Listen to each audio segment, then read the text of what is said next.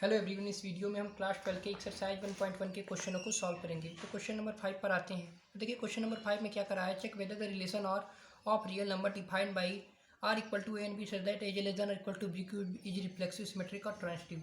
तो हमको चेक कर बताना है, जो कि हमको रिलेशन दिया है A and B such that A less than equal to B cube. हमको चेक कर बताना है कि ये रिफ्लेक्सिव सिमेट्रिक ट्रांजिटिव होंगे या नहीं होंगे, ये हमको चेक कर बताना है। तो इसके सोल्यूशन पर आते हैं। तो देखिए रिलेशन क्या डिफाइंड था, रिलेशन डिफाइंड था A and B such that A less than or equal to B cube. हमको चेक क्या करना है कि हमारा रिफ्लेक्सिव सिमेट्रिक ट्रांजिटिव होगा या नहीं होगा, ये हमको चेक करना है। तो बात करें रिफ्लेक्सिव की, तो देखिए रिफ्लेक्सिव के लिए कंडीशन क्या होनी चाहिए। रिफ्लेक्सिव के लिए कंडीशन हमारा ए का रिलेशन ए से होना चाहिए। तो अगर हम एक जगह टू लेते हैं तो अकॉर्डिंग टू क्वेश्चन ये क्या बना चाहिए, two is less than or equal to two cube, यानी two is less than or equal to 8। तो क्या जो टू होगा वो 8 के इक्वल टू होगा? तो एक गलत बात है, इसीलिए हमारा रिफ्लेक्सिव नहीं होगा। अब बात करते हैं सिमेट्रिक की। तो सिमेट्रिकली कंडीशन क्या थी कि अगर ए का रिलेशन बी से है तो बी का रिलेशन ए से होना चाहिए। सिमेट्रिकली कंडीशन ये थी।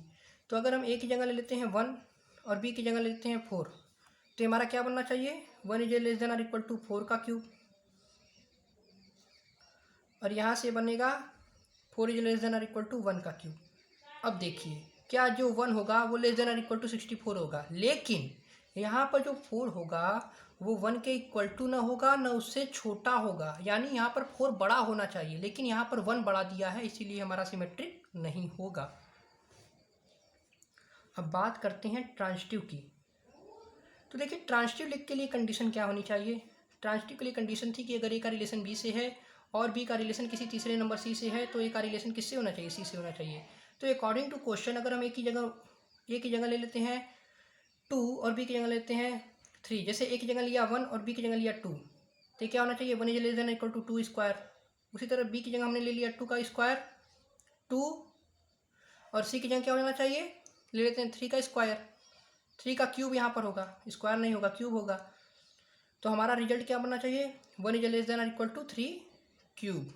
तो देखिए सही बात है, 1 is less than equal to 8 है और 2 is less than equal to 27 है।